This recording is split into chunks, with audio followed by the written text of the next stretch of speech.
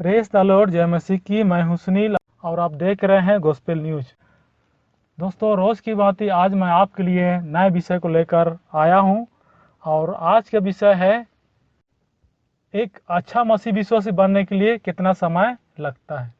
जी हाँ, एक मसीह विश्वासी बनने के लिए कितना समय लगता है, इस बारे में आज हम जानेंगे, सीखेंगे कि कम से कम हम कितना समय में एक अच्छा विश्वासी बन सकते हैं।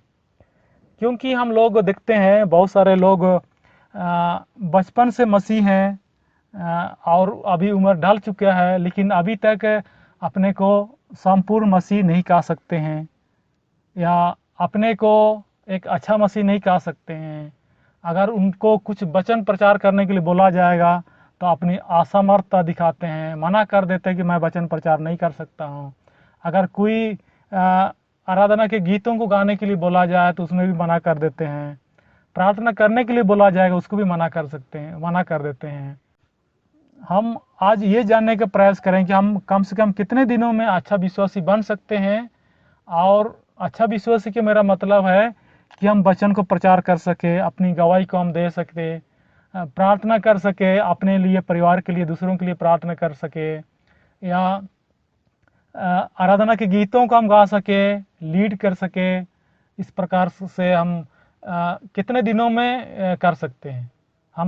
हमको ये सब करने के लिए कितना दिन का समय चाहिए और बाइबल में इस बारे में क्या हमें बताती है, इसको सीखेंगे।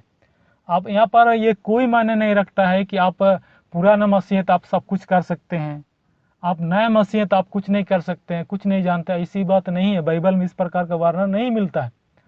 तो हम एक समय का अध्ययन करेंगे कि हम कितने समय में एक अच्छा मसीह विश्वासी बन सकते हैं, ताकि सारा काम एक विश्वासी को करना है, एक मसीह विश्वासी को जो जो काम करना है उन सारी चीज़ों को हम कर सके।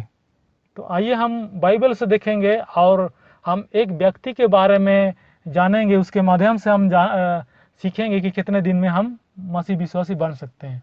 क्योंकि जिस आदमी का या जिस व्यक्ति के बारे में हम अध्ययन करने जा रहे हैं, ये मसीह विरोधी था।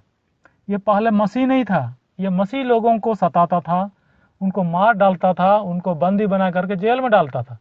लेकिन जब उसका हृदय परिवर्तन हो जाता है तो कितने दिनों में वचन प्रचार करने शुरू कर देता है, अपनी गवाही देने शुरू कर देता है। और हम जानेंगे कि कितने दिनों में हम एक मसीह विश्वासी बन सकते हैं। हम बाइबल को देखेंगे, प्रेरितों के काम अध्याय 7 वचन 59-60।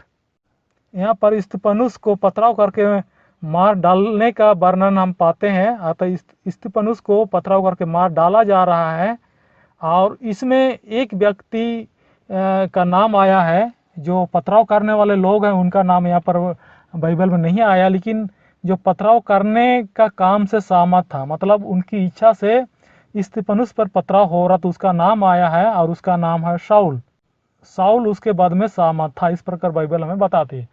अर्थात स्तिफनुस को जब पथराव करके मार डाल रहे थे तो उन कामों से ये शाऊल सहमत था।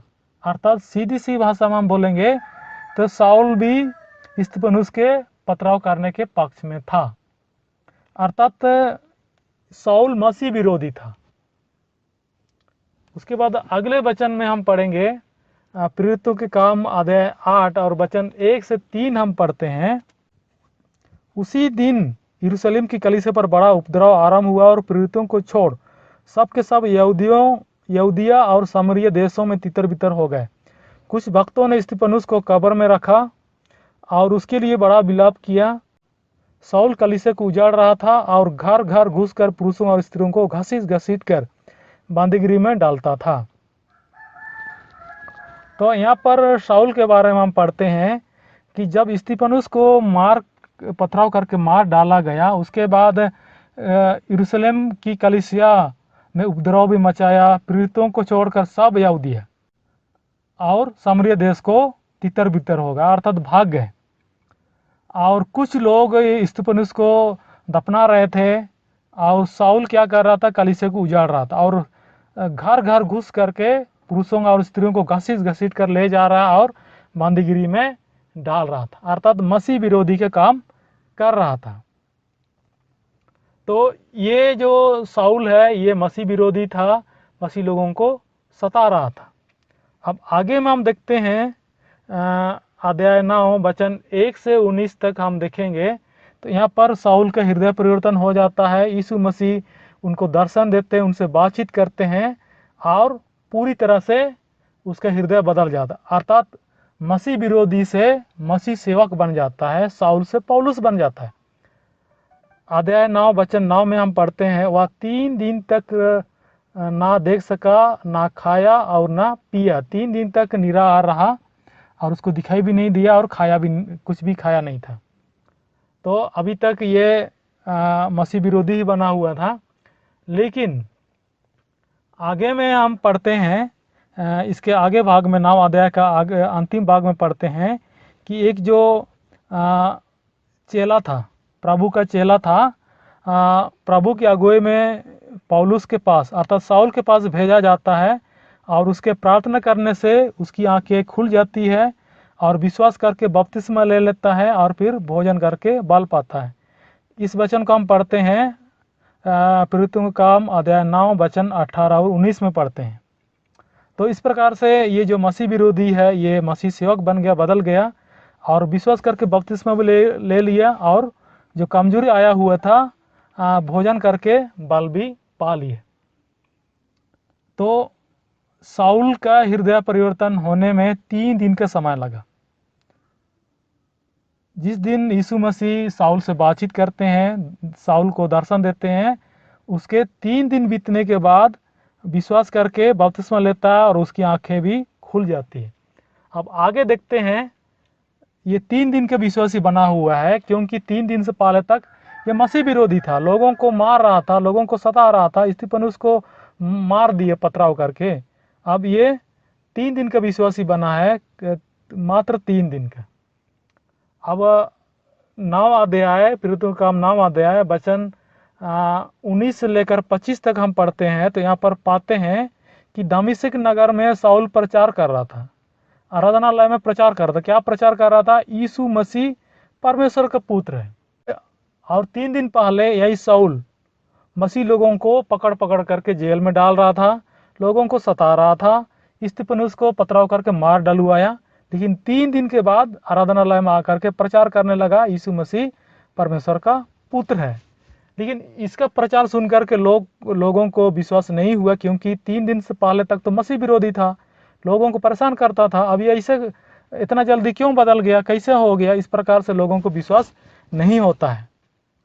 उसके बाद फिर 26 से आगे अगर हम पढ़ते हैं, इसी अध्याय का प्रेरित 9 का 26 आगे पढ़ते हैं, यरूशलेम में साउल प्रचार कर रहा है और वहाँ पर भी वही बोल रहा है। तो जब यरूशलेम में प्रचार कर रहा तो वहाँ के लोगों ने भी देखा, अरे ये तो यीशु नाम का प्रचार कर रहा है, 3 दिन पहले तो ये मसीह विरोधी था, हम लोग को मारता था, परेशान करता था, ये किस प्रकार से यीशु मसीह का प्रचार कर रहा है? तो यहाँ पर जैसे ही साउल विश्वास किया, बपतिस्मा लिया, उसके बाद प्रचार करना आरंभ कर दिए। 3 दिन के बाद आरंभ कर दिया, अर्थात 4 दिन का मसीह हम बोल सकते हैं। साउल की कहानी को अगर हम पढ़ते हैं तो हमको समझ में आ जाता है कि 4 दिन के विश्वासी भी एक अच्छा विश्वासी हो सकता है, क्योंकि यीशु मसीह से आमना सामना हुए 4 दिन ही हुआ और यीशु मसीह का प्रचार कर रहा था। यीशु मसीह परमेश्वर का पुत्र है ये प्रचार कर रहा था, यीशु मसीह के पक्ष में हो गया था।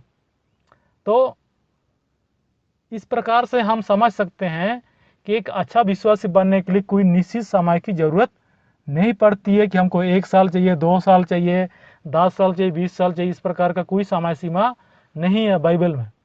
आप जितना जल्दी हो सके आप मसीह विश्वासी बन सकते हैं। जिस प्रकार साउल 3 दिन में मसीह विश्वासी बना, आप भी 3 दिन में बन सकते हैं, 1 दिन में बन सकते हैं। ये आपके ऊपर है कि आप कितना दिन समय लगाते हैं।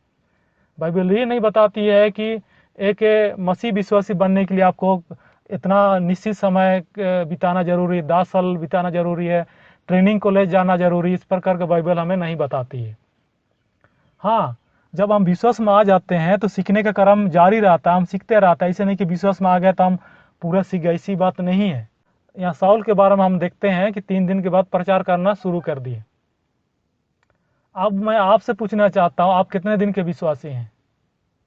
क्या आपने जीवन को शाऊल की भांति कर लिया है? क्या आप वचन प्रचार कर सकते हैं? क्या आप आराधना के गीतों को गा सकते हैं? क्या आप प्रार्थना कर सकते हैं? क्योंकि शाऊल ने तो 3 दिन के बाद ही सब कुछ करना शुरू किया। आप कितने साल के विश्वासी हुए? अगर आप पुराने विश्वासी हैं और आपको ये सारी चीज़ें नहीं आ रही है तो परमेश्वर से प्रार्थना करिए, यीशु मसीह से प्रार्थना करिए कि आपको वचन प्रचार करने आ जाए, आराधना के गीतों को गाने आ जाए और प्रार्थना करने आ जाए, ताकि आप भी एक अच्छा मसीह बन पाए, अच्छा विश्वासी बन पाए। क्योंकि जब तक आप इन चीज़ों को परमेश्वर से नहीं मांगेंगे तो आपको नहीं मिलेगा। परमेश्वर आज के संदेश के द्वारा आपको बहुत ऐसा आशीष दे। आमीन।